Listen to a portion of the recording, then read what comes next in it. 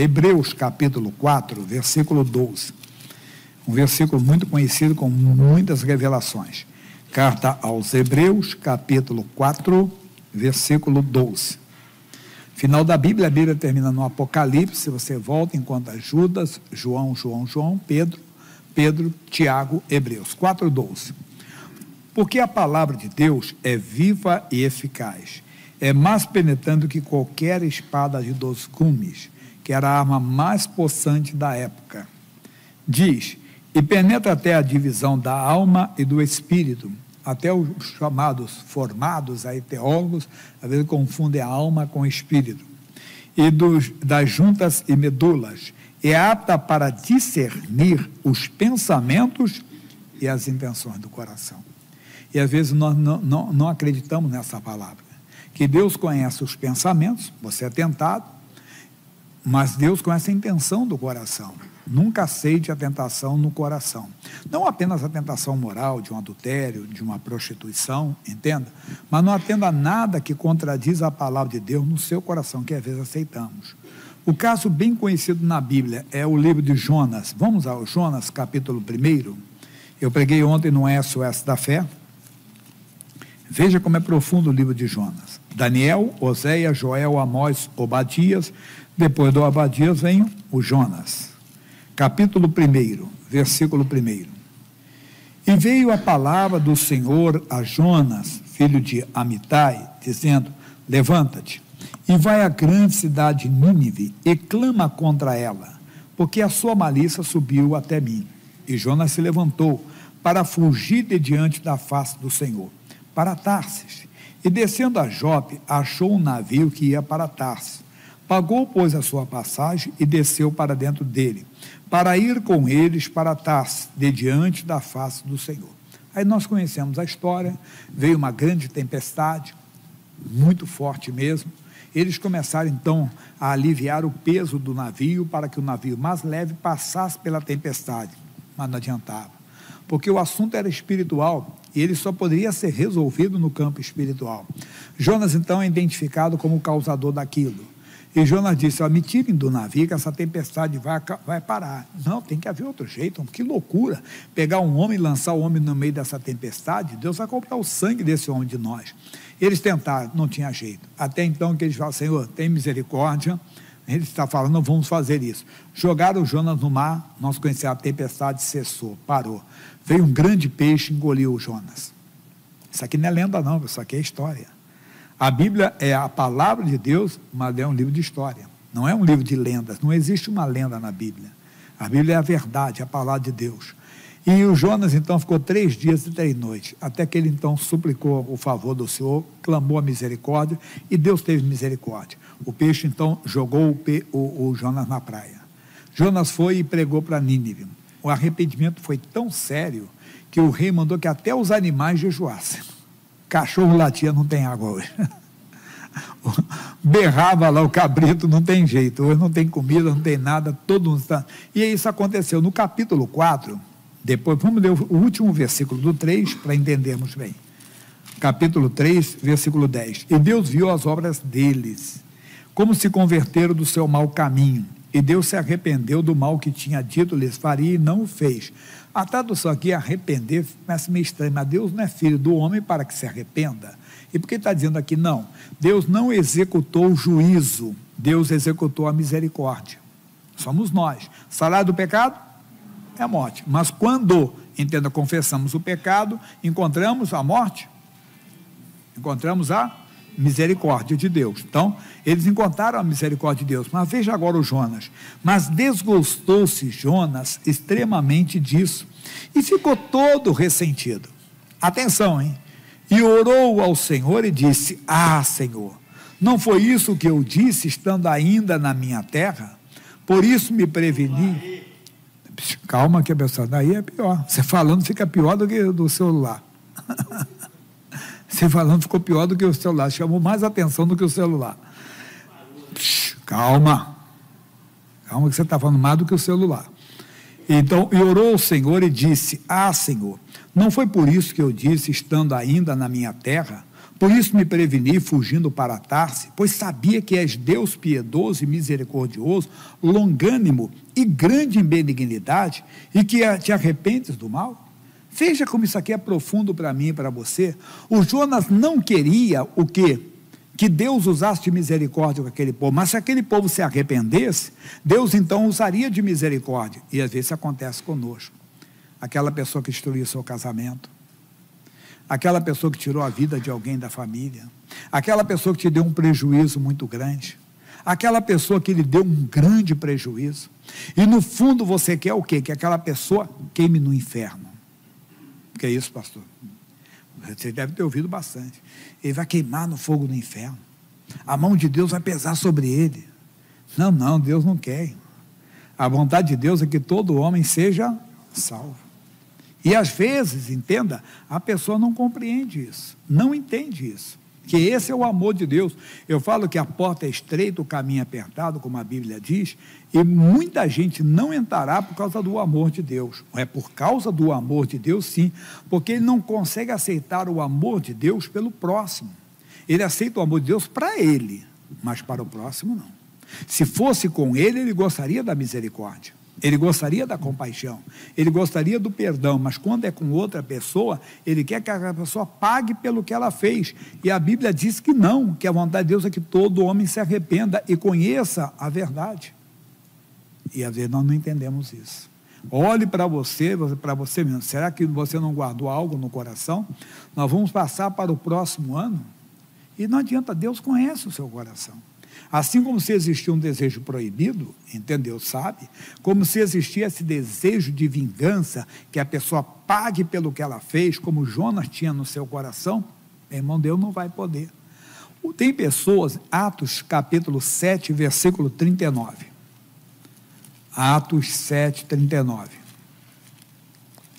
Atos capítulo 7, versículo 39.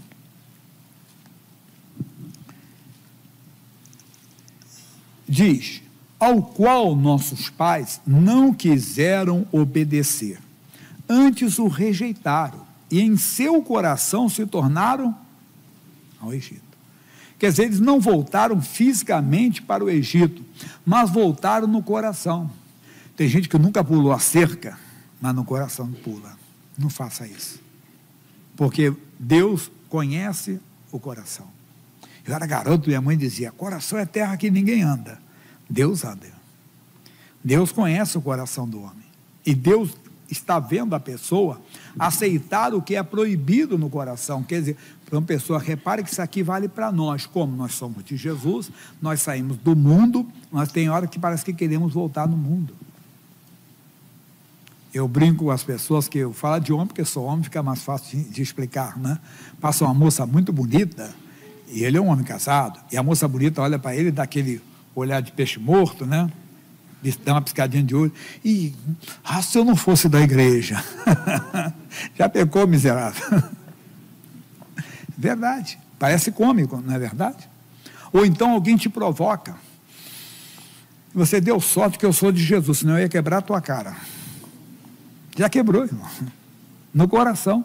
Não faça, não carregue. Por quê? Porque Deus quer te abençoar. E Deus é abençoador. E às vezes a pessoa não vê isso. Ela aceitou no coração o que é errado. No coração eles voltaram para o Egito. No coração a pessoa aceitou aquilo. E ela disse, então, só publicamente, ou vamos dizer assim, no mundo dos homens, no mundo exterior, no mundo externo, ela não fez porque, puxa, vai ficar mal, vai pegar mal. Mas se no coração aceitar, não aceite. De maneira alguma pode aceitar. E às vezes duvidamos do plano de Deus. Vamos lá para Gênesis capítulo 17. Gênesis é o primeiro livro da Bíblia. Esse consertou na hora. Tem gente que demora um pouco a consertar. Capítulo 17, versículo 15. Gênesis, eu vi que até criança sem dente sabe onde está, né? E disse Deus mais a Abraão, a Sarai, tua mulher, não se chamará mais pelo nome de Sarai, mas Sara será o seu nome, porque eu a hei de abençoar, e te hei de dar a ti dela um filho, e a abençoarei, e será mãe das nações, rei de povos sairão delas. Então caiu Abraão sobre o seu rosto, e riu-se, e disse aonde? Disse aonde? No seu coração, a um homem de 100 anos, há de nascer um filho, e conceberá Sara na idade de 90 anos? Somos nós. Eu vou orar para você. O câncer já tem uma metástase, e a pessoa diz, mas ela fala, mas o câncer está espalhado, já está no estágio avançado, mas ele não deixou de ser Deus. Marta, tire a pedra. Marta disse, Senhor, cheira mal, já é de 4 dias. Ela falou logo que estava no coração. Mas o Abraão não ocultou de Deus, não. Abraão foi muito sincero diante de Deus. Porque logo depois ele diz assim, ele fala para Deus, e disse a Abraão a Deus, tomara que vive Ismael diante do teu rosto. Quer dizer, ele não escondeu de Deus o que estava no seu coração. Mas no coração que ele duvidou. No coração ele questionou, como nós questionamos também. Puxa, mas ele que escolheu essa vida de andarilho, né? A mãe poderia ter essa tentação. Não, mas Deus falou que eu não devo desistir. A Bíblia diz claramente que Deus vela sobre a sua palavra para a cumprir. Veja o Isaac. Durante 20 anos ele orou por sua mulher Rebeca, que era estéril. E durante 20 anos não veio resposta. Mas ele não deixou a dúvida entrar. Ele não deixou a tentação, pode ter vindo, não, mas é a natureza dela, não adianta, ela não vai ter filho. Mas ele era um milagre. Ele nasceu com a mãe com 90 e o pai com 100. Como é que ele ia desistir? Ele não desistiu. Ele ficou 20 anos com a mesma mulher, que naquela época de Isaac, as pessoas tinham filhos, principalmente com as servas. Veja o filho dele, Jacó, teve com 4, teve com a Lia, a primeira esposa, 6 filhos e uma filha. Teve Rubem, Simeão, Levi, Judá, Isacar e Zebulon, mas a menina. Teve 2 filhos com a serva dela, chamada Zilpa, Aser e Gade. Teve 2 filhos com a serva de Raquel, né, que foram Dan e Naphtali.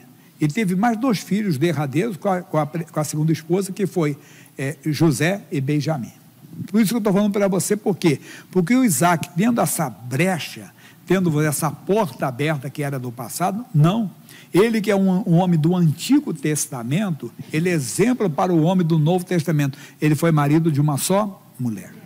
Ele não saiu mesmo tendo a cultura daquela época. Ele ficou com aquilo que Deus falou, é milagre. Então eu sou um milagre, meu filho também será um milagre. Deus deu 2, Esaú e Jacó. Mas aqui estão falando que então Deus viu o coração dele. No capítulo 18, pula um pouquinho, por favor.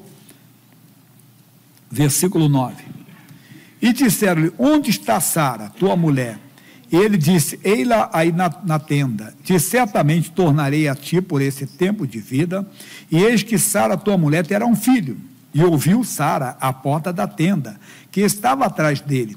E Abraão e Sara eram Abraão e Sara já velhos e adiantados em idade. Já Sara havia cessado o costume das mulheres, a visitação tinha acabado há muito tempo. Assim, pois, riu-se Sara consigo, quer dizer, no seu coração, dizendo, terei ainda deleite, terei prazer ainda nisto, depois de haver envelhecido, sendo também o meu senhor já velho? E disse o Senhor a Abraão, por que se riu Sara, dizendo, na verdade gerarei eu ainda, havendo já lhe envelhecido? Haveria alguma coisa difícil ao Senhor? Ao tempo determinado tornarei a ti por este tempo da vida, e Sara terá um filho. E Sara negou, dizendo, não me ri, porquanto temeu. E ele disse, não digas isso, porque te riste. E levantaram aqueles varões dali, e olharam para a banda de Sodoma e Gomorra, e ia com eles acompanhando. Abraão acompanhava-os. Por que eu passei agora? A Sara queria esconder. Não esconda. Deus sabe o que está no seu coração. Ajuda-me a crer, Senhor. Estou com dúvida. Não estou conseguindo crer. Senhor, então não deixe eu aceitar no coração o que é proibido. Porque se aceitar, você perde as bênçãos de Deus. Não esqueça, 1 Samuel 16, versículos 6 e 7. Esse aí você conhece bem. 1 Samuel, capítulo 16, versículos 6 e 7. E sucedeu que, entrando eles, viu a Eliabe, e disse, certamente está perante o Senhor o seu ungido.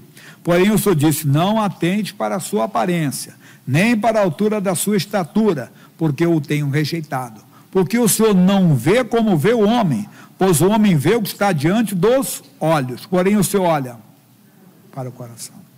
E então a pessoa às vezes tem toda a pinta de crente, de um cristão verdadeiro, Entenda bem, mas, porém, todavia, contudo, no coração, ele tem algo que o condena. Deus olha, nós estamos terminando o ano, como está o seu coração? Como está o seu coração diante de Deus? Claro, olhe o seu exterior, sim, mas olhe para o coração. Às vezes as pessoas acham que os crentes do século 21 não, são liberais demais, quando Deus só quer o coração. É porque é do coração que procedem todas as coisas. Quem está com o coração na mão do Senhor, não vai adulterar, irmão. Quem está com o coração na mão do Senhor, não mente. Quem está com o coração na mão do Senhor não deseja a perdição de uma pessoa, a condenação de uma pessoa, por mais que ela tenha feito alguma maldade, por mais que ela tenha feito algo errado, ele não vai aceitar no coração. Então, nosso coração tem que ser guardado. Vamos agora, então, para o primeiro versículo, Salmo 66, versículo 18.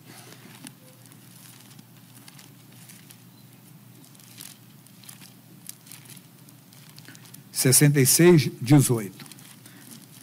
E o salmista diz assim para nós: se eu atender a iniquidade no meu coração, diga você, o Senhor não me ouvirá. Irmãozinho, muita gente está tendo oração impedida. Tem muita gente sendo atendido não pela oração dele, pela intercessão de alguém. Veja o caso do rei Saul. Depois que Samuel morreu, ele não teve mais resposta. Ele clamou a Deus, Deus não respondeu. Ele pediu por Urim, sacerdote, pediu por profeta, pediu por sonhos, e nada disso teve resposta. Por quê? Porque ele tinha iniquidade no coração. Ele sempre desejou a morte de Davi, porque Davi ascendeu no seu lugar. Não deseja. Versículo final, vamos para Provérbios, capítulo 4. Versículo 23. Ainda teria mais, mas hoje tem mais ainda. Sobre tudo que se deve guardar, diga aí, guarda o teu coração. Todo sobre o que deve guardar, guarda. Por quê? Porque dele procedem as saídas da vida. Lembra que eu falei que o cristão mais antigo, o crente antigo, não, esses crentes estão muito liberais, dizem que Deus só quer o coração, pode usar a roupa que ele quiser. Não, quem está com o coração do Senhor, se veste decentemente. Quem está com o coração na mão do Senhor, entenda bem, não provoca nada de errado nas pessoas. Então, nós temos que ter um coração na mão de Deus. Sobre tudo que se deve guardar, guarda o teu coração. E como é que eu consigo guardar? Salmo 119, 11, também bem citado. 119, 11. Escondi a tua palavra onde? No meu coração, para eu não pecar contra ti. A boca fala do que o coração está cheio. É do coração que procede as saídas da vida. A nossa mensagem, como está o seu coração?